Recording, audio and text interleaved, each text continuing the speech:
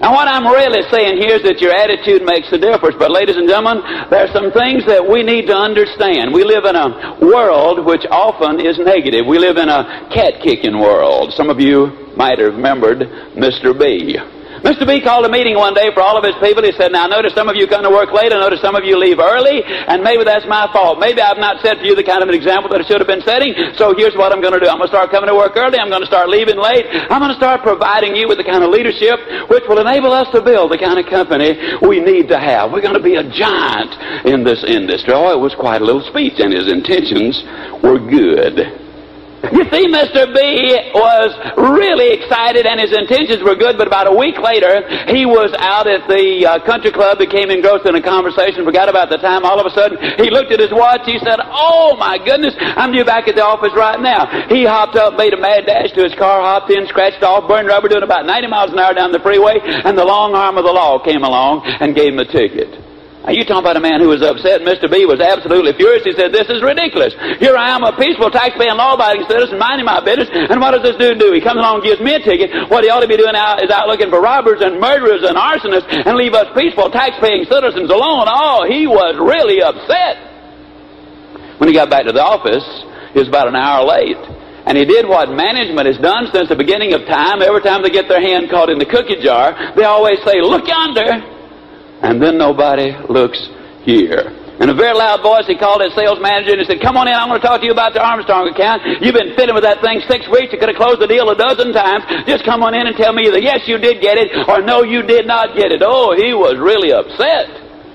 Sales manager quietly came in, closed the door behind him, ducked his head and said, Mr. B, I hate to tell you this, but he said, I lost that deal. He said, I thought I had it, I thought it was sold, but something happened and it came unglued. And if you think Mr. B was upset before, you should have seen him now. He literally hit the ceiling. He said, this is ridiculous. Why, for 18 years you've been my sales manager. For 18 years I've been depending on you to bring in new business. And now we have a chance to get the biggest account of all. And what do? You blow it. Well, let me tell you something, friend. Just because you've been here 18 years doesn't mean you got a lifetime contract. Now you're going to replace that business or I'm going to replace you. Oh, he was really upset.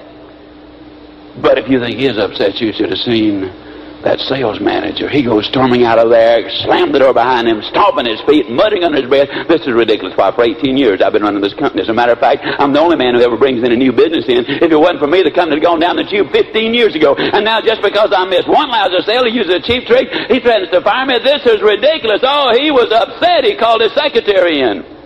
He said, those 5 letters I gave you this morning, did you get them out yet? Are you going to give me some lousy excuse about you having something else to do?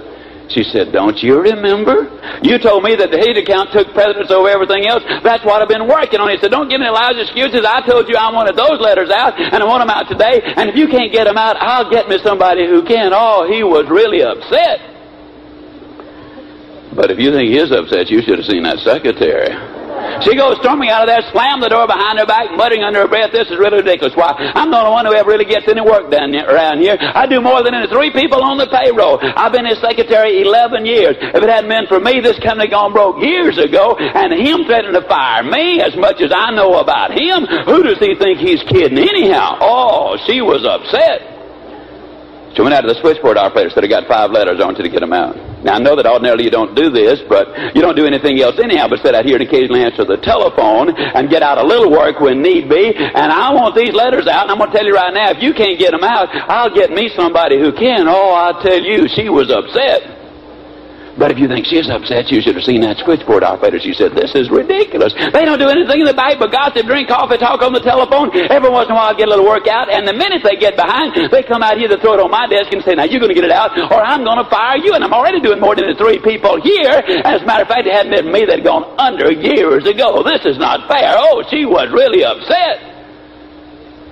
But she got the letters out. Got home, she was still furious. She walked in, slammed the door behind her back, walked in the den, and the first thing she saw was her 11-year-old boy laying there on the floor watching television. Second thing she saw was a big rip right across the seat of his britches. She said, son, how many times do I have to tell you? When you come home from school, put your play clothes on. Mother has a hard enough time as it is supporting you and sending you through school. Now, because you've disobeyed me, you're going to go upstairs right now. Going to be no supper tonight, no television for the next 3 weeks. Oh, she was really upset. But if you think she's upset, you should have seen that little boy. He hopped up, muttering under his breath, "This is terrible. Why, I was doing stuff for my own mother. It was an accident. Could have happened to anybody." And she doesn't even give me a chance to explain it all. He was upset, and about that time, his tomcat walked right in front of him, which was a mistake. Little boy gives him a big old kick and says, "You get out of here. You've probably been up to some no good yourself."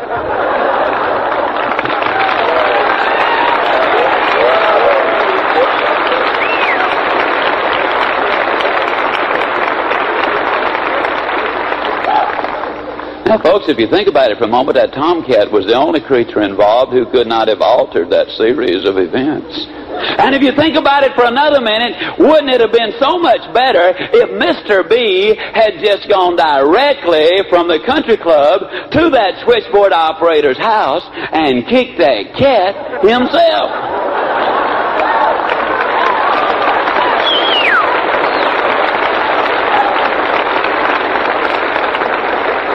You see, the truth of the matter is we live in a negative, cat-kicking world.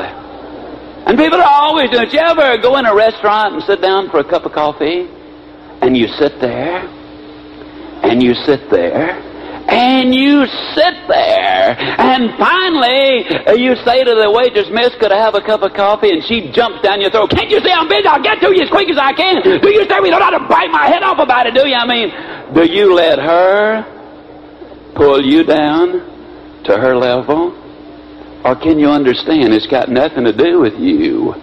Somebody had just stopped by and kicked her cat long before you got there." You ever get caught? You ever get caught in the traffic jam? Traffic 3 blocks in front of you, traffic 3 blocks behind you, and some dude right behind you sits on his horn, and you turn around, "Can't you see we got traffic up in front of us?" I mean, do you understand it's got nothing to do with you?